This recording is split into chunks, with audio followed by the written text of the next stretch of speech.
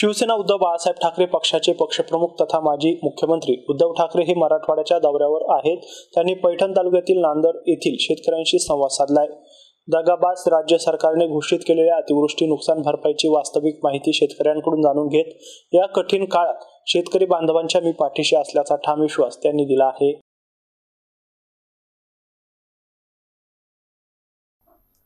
मराठवाड्यातील शेतकरी राजा भोळा भाबडा असून इतिहास कधी नव्हे एवढ्या मोठ्या आपत्तीत पिचला गेलाय. पॅकेजच्या नावाखाली सरकारने शेतकऱ्यांची क्रूर थट्टा लावली असल्याने शेतकरी म्हणून सर्वांनी एकत्र आलं पाहिजे अशी भावना माजी मुख्यमंत्री उद्धव ठाकरे यांनी व्यक्त केली आहे.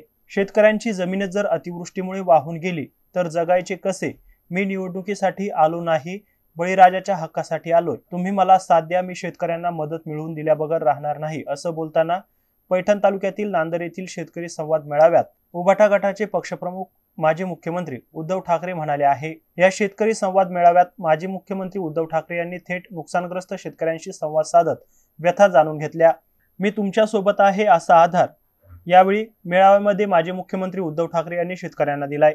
यावेळी शिवसेना नेते चंद्रकांत खैरे, मिलिंद नार्वेकर, माजी विरोधी पक्षनेते अंबादास दानवे, विनोद घोसाळकर, उपजिल्हा प्रमुख दत्तात्रय गोरडे, रवींद्र काळे, डॉक्टर सुनील शिंदे, तालुका प्रमुख मनोज पेरे, उपतालुका प्रमुख ॲडव्होकेट किशोर वैद्य, कल्याण मगरे, उदयसेन काळे, मित्रवर्धन काळे, यशवंतराव काळे, संजय सदावर्ते, ईश्वर कपटी, अनीस पटेल, शुभम गायकवाड, आरिफ पठाण, माऊली काळे, बबन भावले, नकुल मुळे, सचिन ढमाळ यांच्यासह शेतकरी पदाधिकारी आणि ग्रामस्थ मोठ्या संख्येने उपस्थित होते.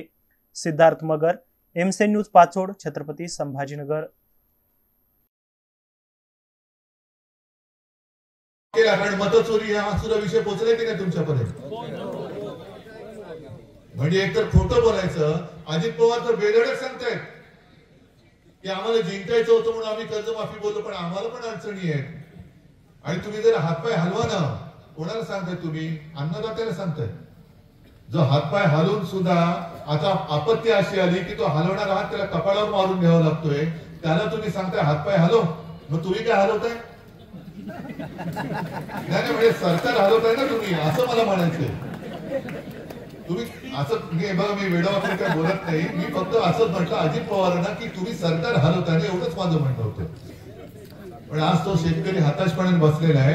आज तुमचं कर्तव्य आहे की अडल्या शेतकऱ्याला आत्ता जर का या संकटाच्या खाईतून बाहेर काढलं नाही तर तो पुन्हा उभा कधी राहणार नाही.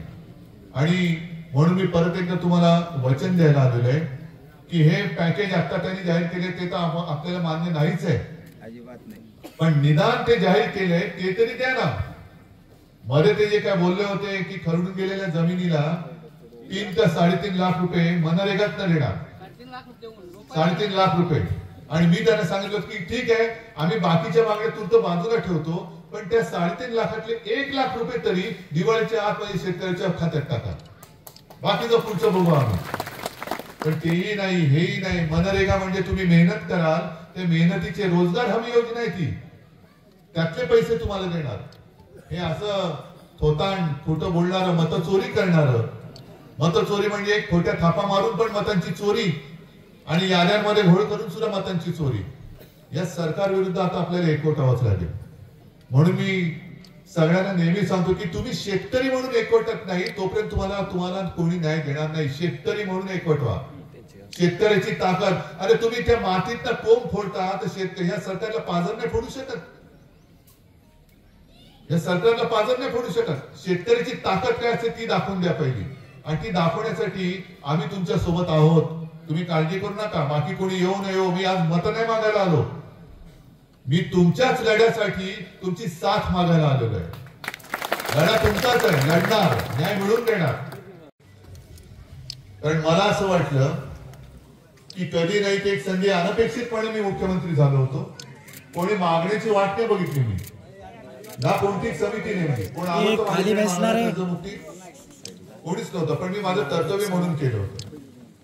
मग आता हे जे काय अभ्यास करतायत, माझं म्हणणं असं आहे की त्यावेळेला मी कर्जमुक्ती करून दाखवली होती ना, मिळाली होती की नव्हती तुम्हाला? सगळी माहिती तिकडे गोळा केलेली आहे ना. मी काही घरी नाही घेऊन गेलो ती माहिती. सगळ्या शेतकऱ्यांची सर्कल निहाय माहिती सरकार दरबारी जमा आहे. मी जी काही यंत्रणा लावली होती ती यंत्रणा सुद्धा सरकारी यंत्रणा होती. मी काय खैरे साहेब, अंबादास आणि आपले सगळे लोकांनी घेऊन नव्हतं पाठवले पैसे देऊन. सरकारी यंत्रणा वापरली. ती सरकारी यंत्रणा सुद्धा सरकारकडे आहे. महात्मा फुले यांच्या नावाने आपण शेतकरी कर्जमुक्त योजना राबवली होती. तिची संपूर्ण माहिती ही सरकार दरबारी आहे. अभ्यास कसला करताय? परदेशी समिती नेमली. ही कोण परदेशी? म्हणजे आपले प्रवीण परदेशी माहिती, पण मुद्दाम म्हणजे परदेशी समिती येणार आणि माझ्या स्वदेशीची माहिती घेणार. कसला अभ्यास करणार? मग मधल्या काळामध्ये जरा शेतकरी एकवटला होता असं वाटलं होतं गेल्या आठवड्यात. मला वाटलं काहीतरी होईल, पण परत एकदा मुख्यमंत्र्यांनी कोपऱ्याला गुळ लावला. कधीची तारीख दिली आता? 30 जून. आज महिना काय सुरू झाला? पहिलं कर्ज फेडले. फेडण्याची ताकद आहे. जमीन खरडून गेले, त्याच्यामध्ये माती मिळाले. बरं, मला एक खरोखर सांगा, मी याच्यात परत सांगतो, राजकारण करायला आलो नाही.